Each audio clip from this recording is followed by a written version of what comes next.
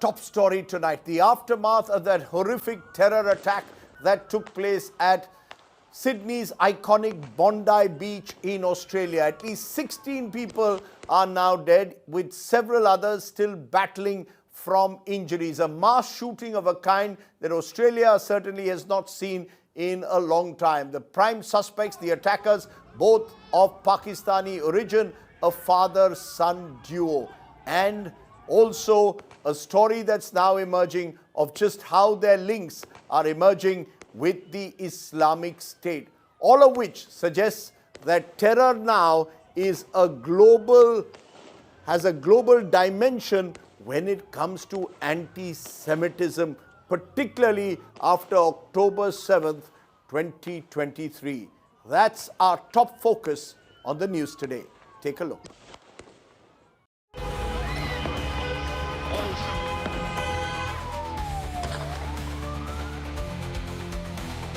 Over 15 dead, 40 injured.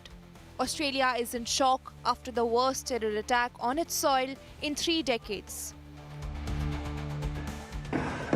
On Sunday, 2 gunmen opened fire on people who had gathered to celebrate the first day of Jewish Hanukkah holiday on Bondi Beach in Sydney.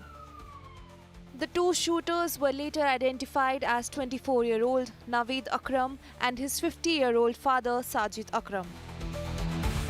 While Sajid was killed on the spot, Naveed is in critical condition.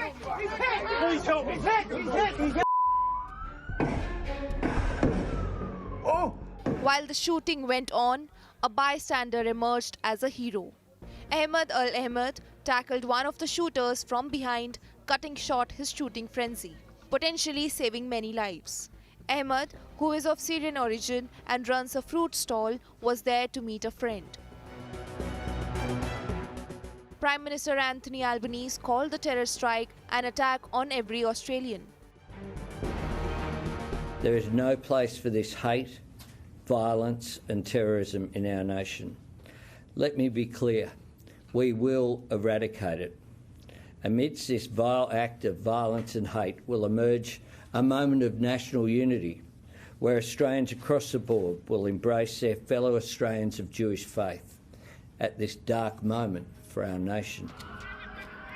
World leaders condemned the terror attack. Likewise in Australia, as you know, there was a terrible attack, 11 dead, 29 badly wounded. And that was an anti-Semitic attack, obviously. And I just want to pay my respects to everybody. I just want to pay my respects to the families. We also had 3 injured, but 2 of them are already out of the hospital and one's going to be okay.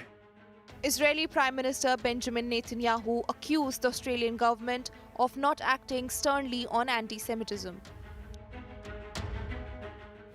On August 17th, about 4 months ago, I sent Prime Minister Albanese of Australia a letter in which I gave him warning that the Australian government's policy was promoting and encouraging anti-Semitism in Australia. Soon after the terror attack, people queued in front of the blood bank for hours to support hospital dealing with an influx of patients from the Bondi Beach shooting. On Monday, citizens held vigils across Sydney in memory of the victims. Bureau Report, India Today.